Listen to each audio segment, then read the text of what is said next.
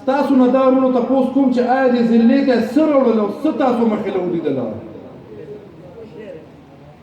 صرف دا چې آیا نن چې دا کومه ګراني ده په کوم لیول چې غریب چې دی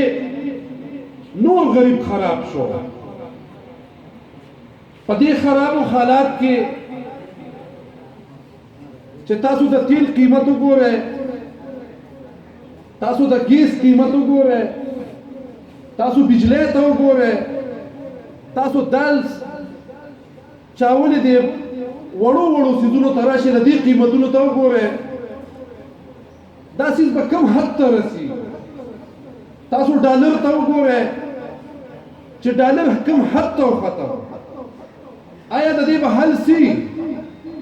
زه خو افسوس په دې خبره هم کوم چې آیا موږ تاسو ولې غلي ناست یو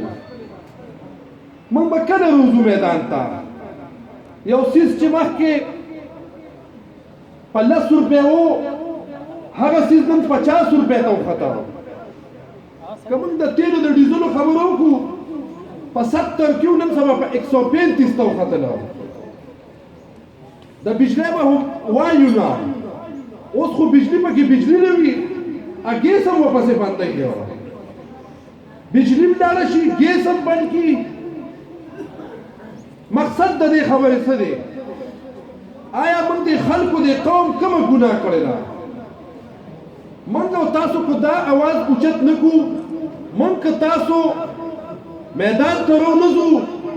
نو د دې تپوس په څوک کوي زموږ مشر ناست دی په دې به تفصیلي خبره هغوی کوي خو زما به دا تجویز وي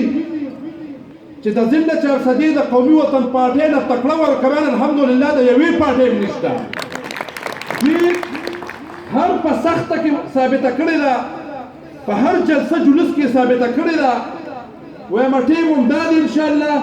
مشر ته به تجویز دا وي چې موږ روزو سړکونو ته موږ روزو روډونو ته موږ روزو چوکونو ته او د دې حکومت خلاف نارې وو او د دوی خلاف روډونه بند کړو چې آیا دا په زموږ په غریبو به نور څومره ظلمونه دوی کوي نور څومره به چې دې کم حد ته به رسي نو دې کې به انشاءالله تفصیلي خبره زموږ مشر کوي دې پروسس سره زمونږ لوکل باډیز الیکشن هم انشاءالله رانستی دی هغې ته به هم لږه توجه ورکوو آیا که دلته څوک کمې پارټۍ یا که دا کومه موجوده پارټي چې په کوم لیول راغلې ده دا ځل به دوی هغې ته نه پرېږدو موږ به محنت کوو او انشاءالله په لوکل باډیز کې به چې څنګه مخکې په څه طریقې سره قومي وطن پارټۍ په ضد 400 کې کلین سویپ کړی او په دغه جدوجهد به انشاءالله دا ځل بیا په ضد 400 کې قومي وطن پارټۍ په لوکل باډیز کې کلین سویپ کوي انشاءالله د دې لپاره به تیاری کوو انشاءالله د اوس نه به راپاسو چې دا تنظیمونه موږ مکمل کړو دا سر ته رسو د الیکشن اعلان به یې کړی دی الیکشن اعلان یې خو الریډي کړی دی خو چې آیا مخکې کوي او که نه کوي په هغې به مشران زموږ نه ښه پوهېږي هغوی به پرې خبره کوي خو موږ له دا اکټیویټیز دا طریقه کار چې دی مخکې بوتل پکار دي چې څنګه موږ د حلقو تنظیمونو نن خبره کوو چې دا یونټ کونسلو کې هم دغه شانتې طریقه کار جوړ شي او بیا ویلج کونسل هم ته انشاءالله همدا سیستم به مخکې بوځو او دا جدوجهد به جاري ساتو ډېره مهرباني مننه